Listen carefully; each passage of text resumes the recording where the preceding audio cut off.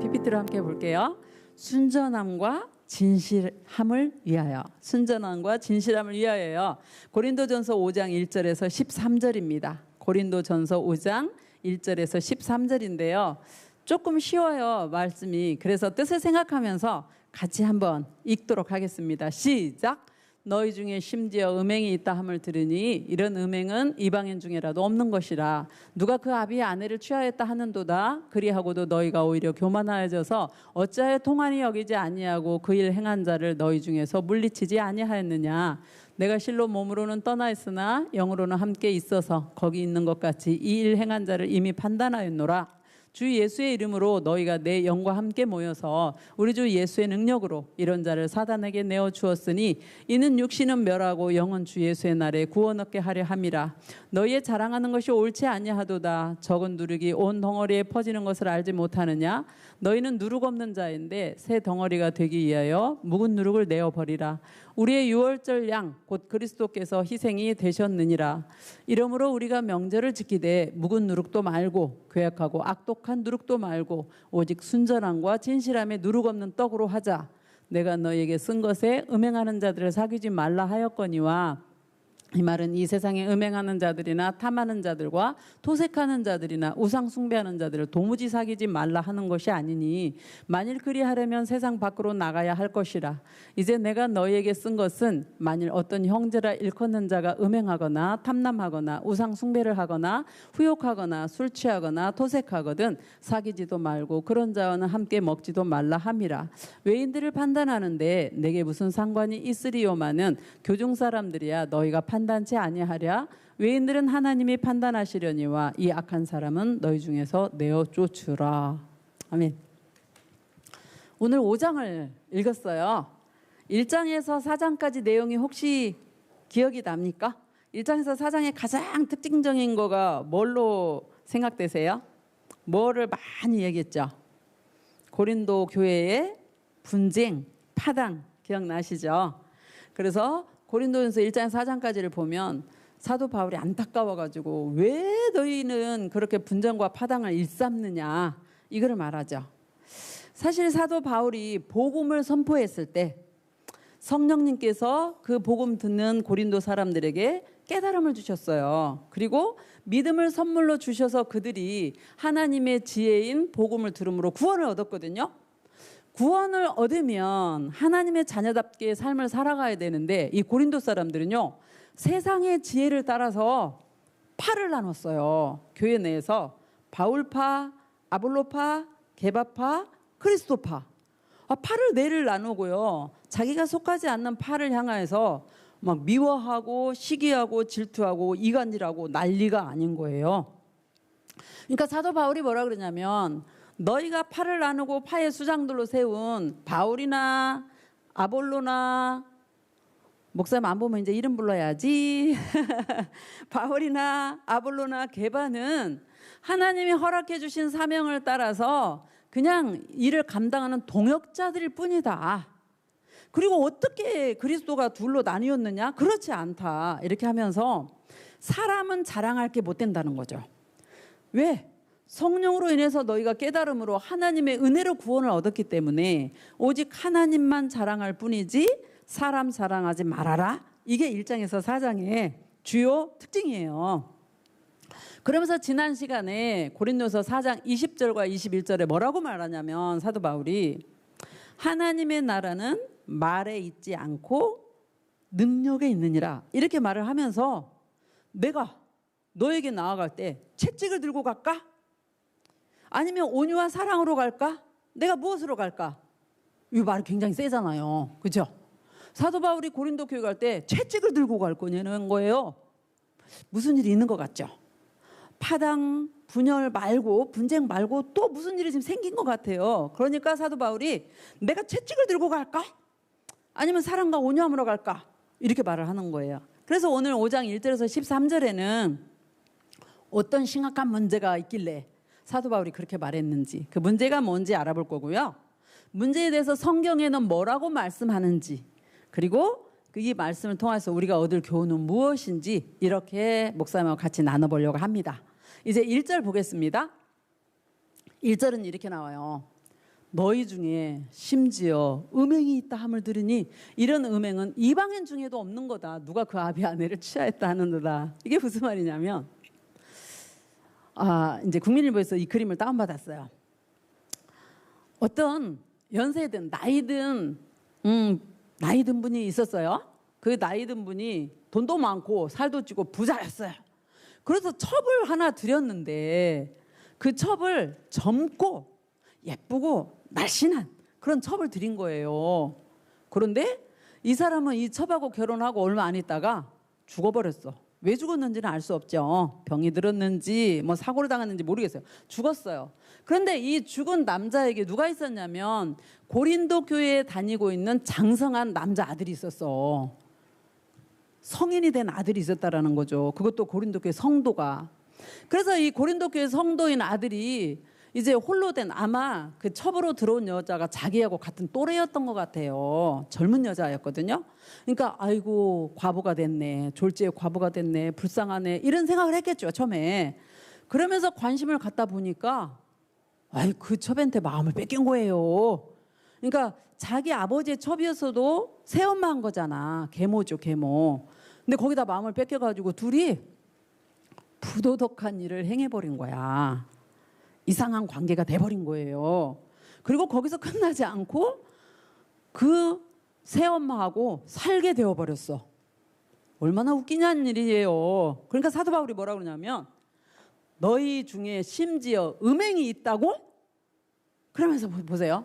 이런 음행은 이방인 중에도 없는 거다. 어떤 음행이길래? 아버지의 아내를 취하였다고? 그러니까 이 당시에 로마나 헬라 문화로는요.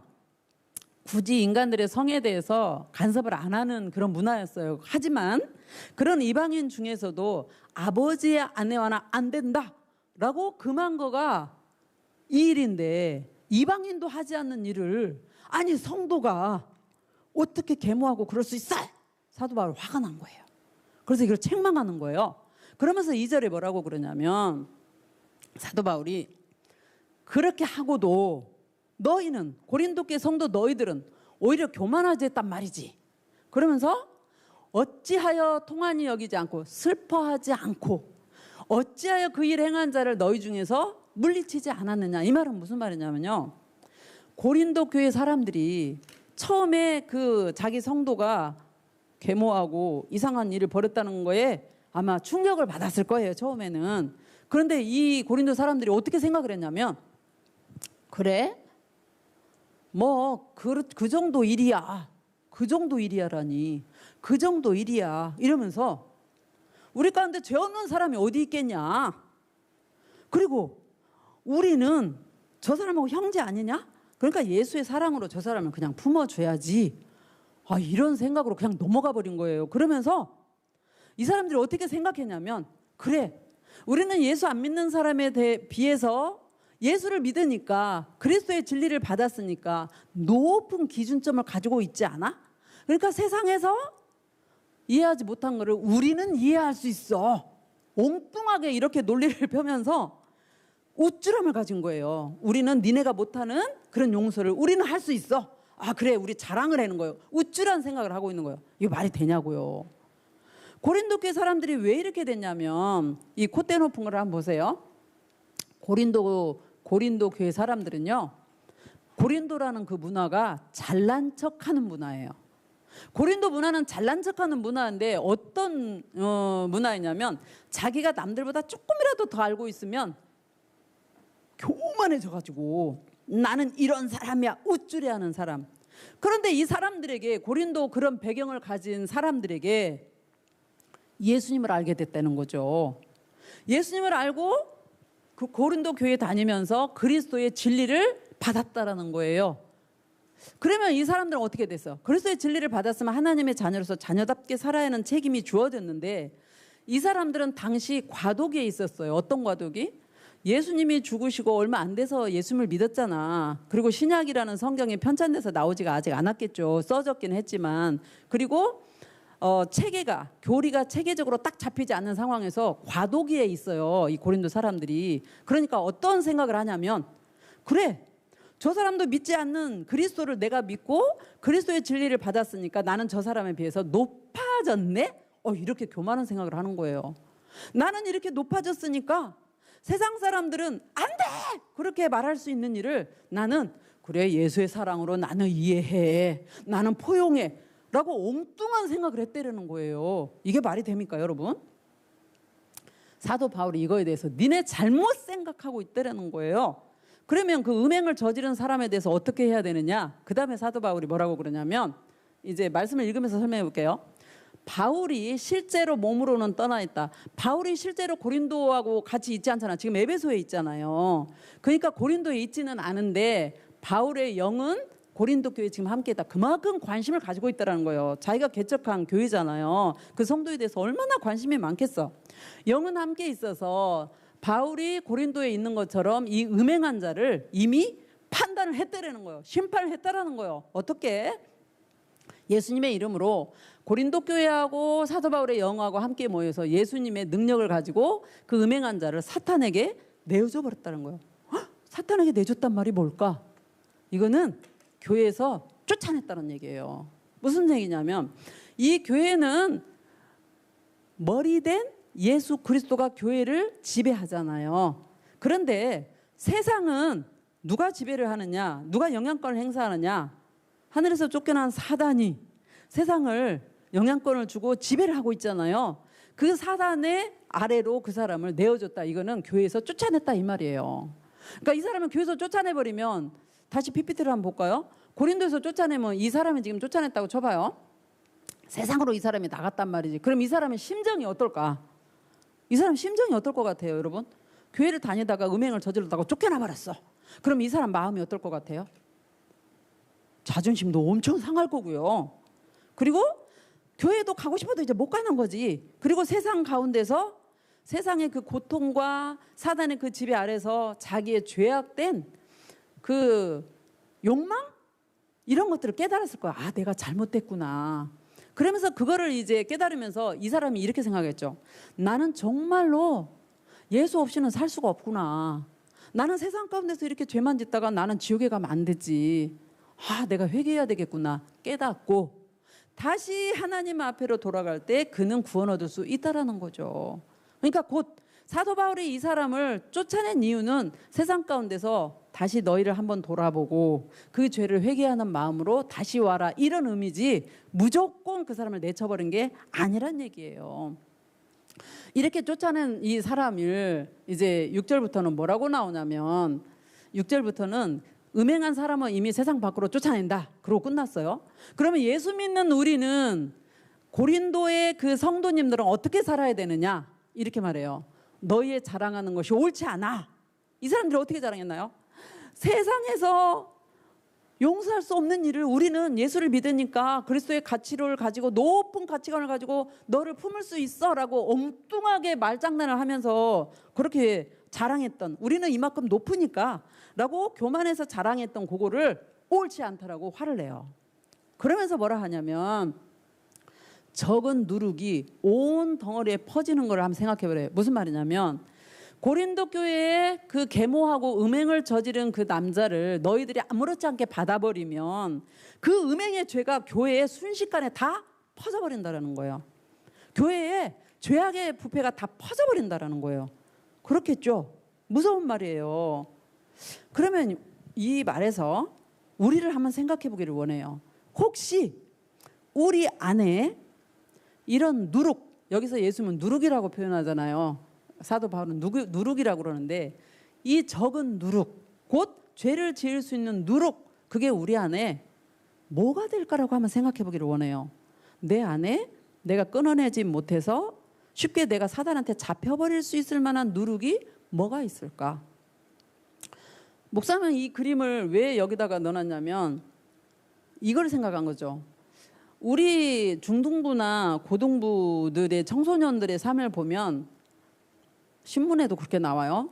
욕하는 문화가 굉장히 성행했다 그래요. 그래서 심지어 예수님을 믿는 사람들 중에서도 욕 아니면 말을 못하는 거야.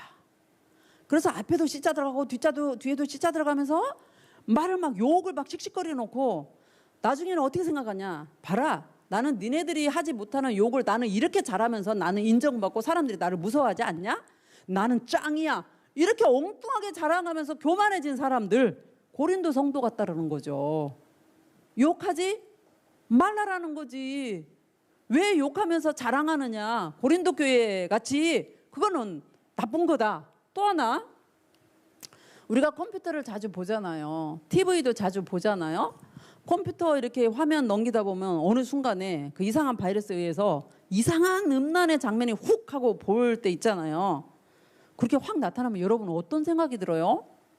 솔직하게 어떤 생각이 드나요? 에이 이러나요? 아니면 어머나 이러나요? 성경에는 있잖아요. 사탄은 대적하라고 그러거든요.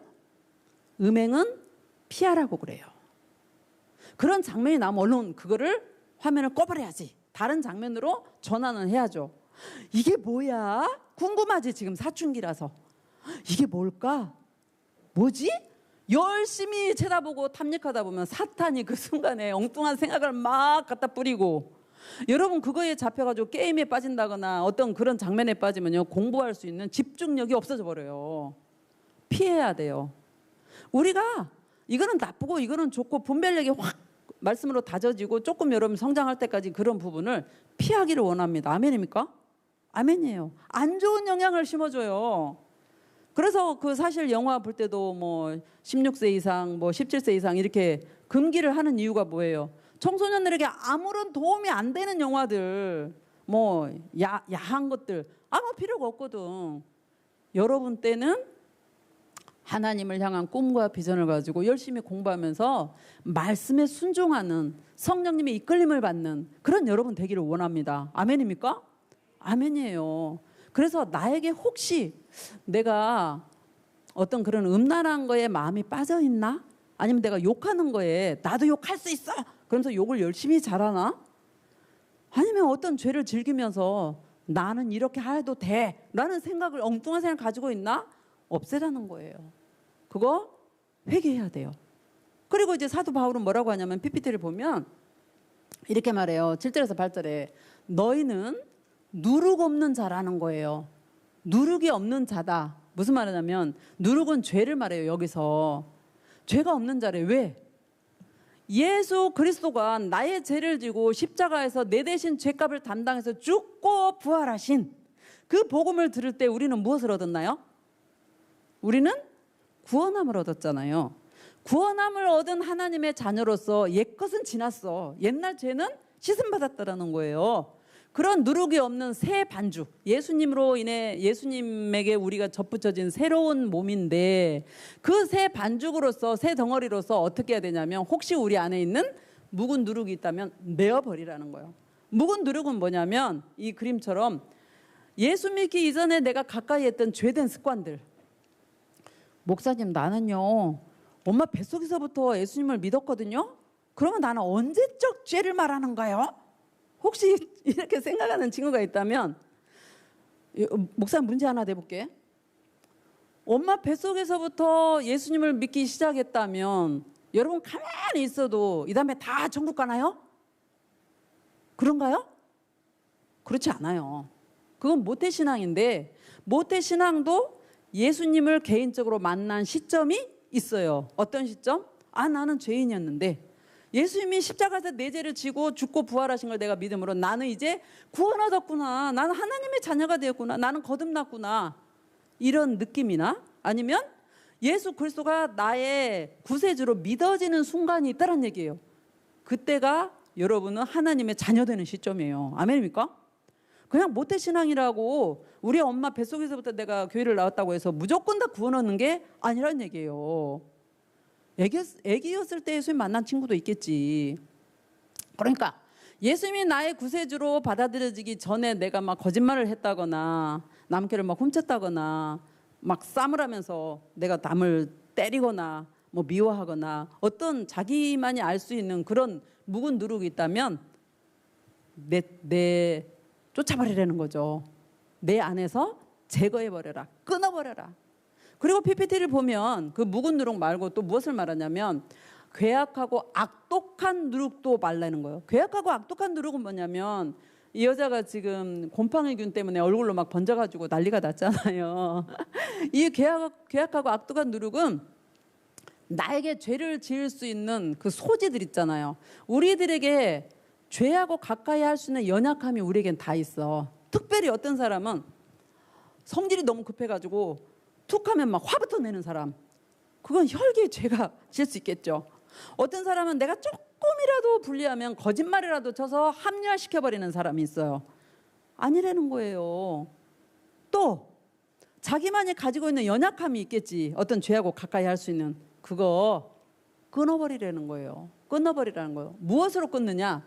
순전함과 진실함으로 끊으라는 거예요. 순전함은 무슨 말이냐면, 순전함은 순결함이에요. 곧 하나님 앞에서 예를 들어서 뭐 홀마팀이나 우리 찬양대가 찬양을 한다 그럴 때 예를 들기 쉬워서 자꾸 홀마팀 찬양대 하는 거예요. 하나님께 찬양하는 동기가 순수함, 순결함, 곧 하나님께 영광을 돌리는 그 순결함으로 찬양을 해야지 나를 나타낸다거나 나를 자랑한다거나 그게 아니라는 거죠.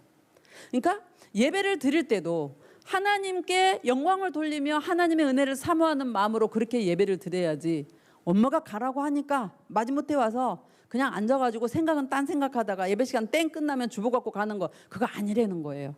무엇을 하든지 동기가 중요하다는 거예요. 아멘입니까? 아멘입니다. 예배를 드리던 찬양을 하던 기도를 하던 무엇을 하든 선행을 할 때 그 동기가 순결하란 얘기예요. 그리고 또 뭘로 하래요? 순전함과 뭘로 하래요? 진실함으로 하래요. 진실함은 뭐냐면 고린도 교회가 거짓에 휩싸였었어요. 어떤 거짓에 휩싸였냐면 예를 들어서 이런 거지. 아까 그 고린도 음행한 성도를 생각한다면, 야, 하나님은 그 음행 같은 거 신경 안 써. 계모하고 그렇게 자는 거 신경 안 써. 이건 사람이 그냥 합리화하려고 생각하는 거지. 되물어 볼게요. 하나님이 계모하고 음행 저리는 거 신경 안 쓰실까요? 신경 쓰십니다. 거룩하신 하나님은 죄를 미워해요. 그래서 예수 믿는 우리가 예수님을 닮아서 성결한 삶을 살기를 누구보다도 원하십니다. 아멘입니까? 아멘이에요. 그래서 그 고린도 교회 사람들이 자기들이 하나님이 그까짓 거 신경 안 쓴다, 그건 자기들 얘기라고. 하나님은 눈동자처럼 우리를 살피면서 우리를 보호하시고 인도하시면서 잘못된 거에는 회개하라는 마음, 그 사인을 우리 마음 가운데 주고 계세요. 아멘입니까? 그래서 우리 마음 가운데 어떤 죄를 짓고 죄책감이 일어난다면 바로 회개를 하면 하나님은 그 회개한 죄에 대해서 예수의 피로 덮으시고 기억도 안 하세요. 그런데 그렇게 회개하기 전에는 계속 사인을 주시겠지. 너 그거 잘못된 거야. 근데 그거를 끝까지 회개를 안 하고 그냥 넘어가 버리잖아요. 그러면 죄에 대해서 마음이 예민함이 없어지고요. 죄에 대해서 이제 마음이 굳어버리는 거지. 그래서 어지간한 죄를 져도 마음이 죄책감도 못 느껴버려요. 나쁜 거죠. 또 고린도 교회가 어떤 생각을 했냐면, 한 번 정도 죄는 지어도 되는 거지, 하나님이 뭐 그것까지 다 기억하려고? 이런 식으로 생각하는 거예요. 자, 문제를 한번 내볼게요. 하나님은 한 번 짓는 죄를 신경 안 쓰고 2번 이상부터 죄를 신경 쓰십니다. 맞나요? 아니에요. 10번의 죄가 있는 사람과 1번의 죄가 있는 사람과 둘이 똑같이 공통점은 죄가 있다라는 거예요. 그럼 그 죄를 지었을 때 하나님은 회개할 수 있는 그 마음을 우리에게 이제 주시잖아요, 성령님으로. 그리고 어떻게 되나요? 회개를 들으시고 죄를 씻어주신다는 얘기죠. 한 번의 죄 정도, 그거는 인간의 생각이야. 또 고린도 교회가 어떤 생각을 했냐면, 우리는 다 원래 약해. 우리 부족하고 연약한 거 하나님도 아신다고. 흔히 죄에 대해서 합리화시킬 수 있는 생각이 지금 이 생각이에요. 하나님이 다 아신다니까, 우리 연약한 거? 뭐 그런 걸 신경을 써. 그건 자기 생각이라고.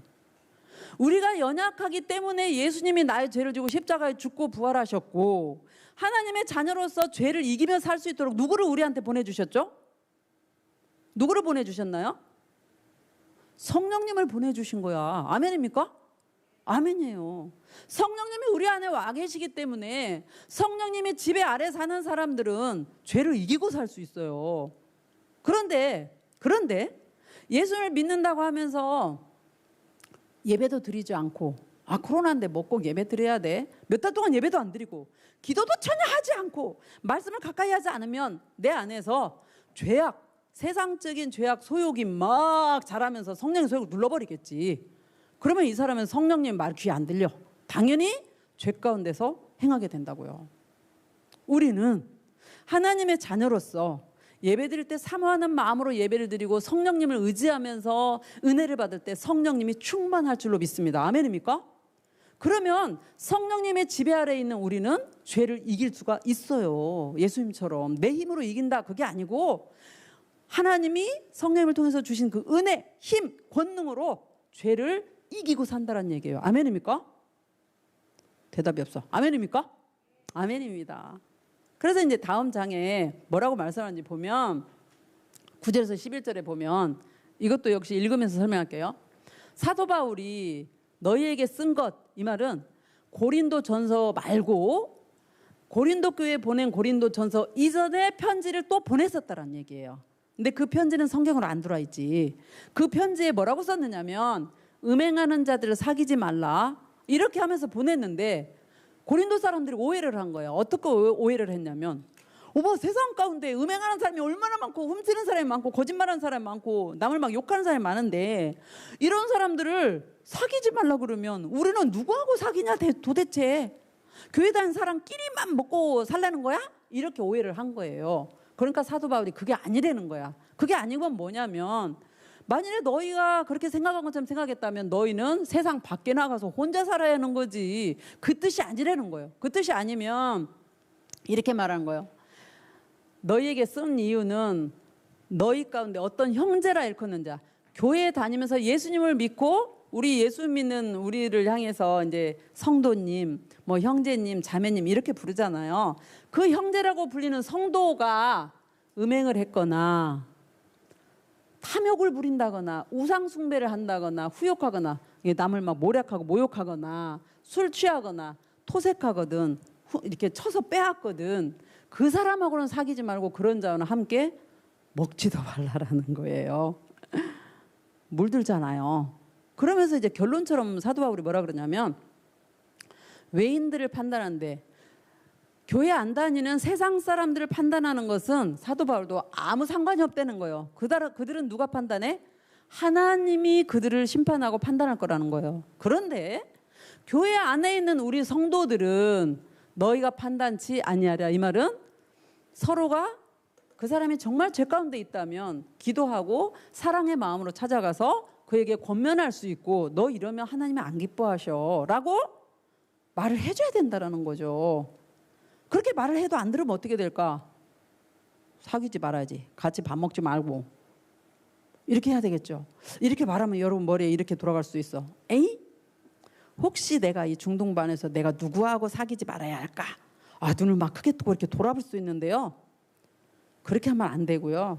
나 자신부터 살펴봐야 돼요. 나는 하나님의 자녀답게 내가 혹시 남을 속이는 일이 없을까? 거짓말을 일삼지 않나?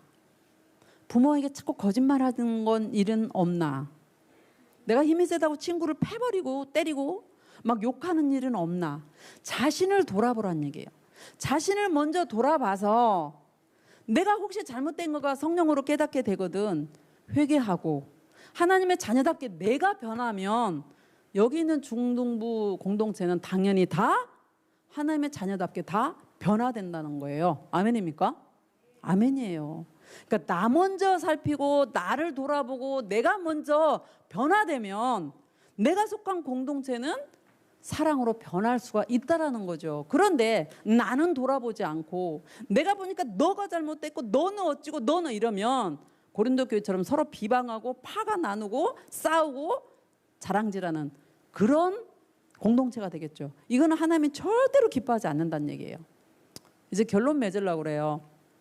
우리 홀마팀 올라와 주시면 결론은 뭐냐면 우리가 예수님을 믿고 지금 우리가 어디에서 살고 있냐면 이 세상 가운데서 살고 있어요. 그렇죠?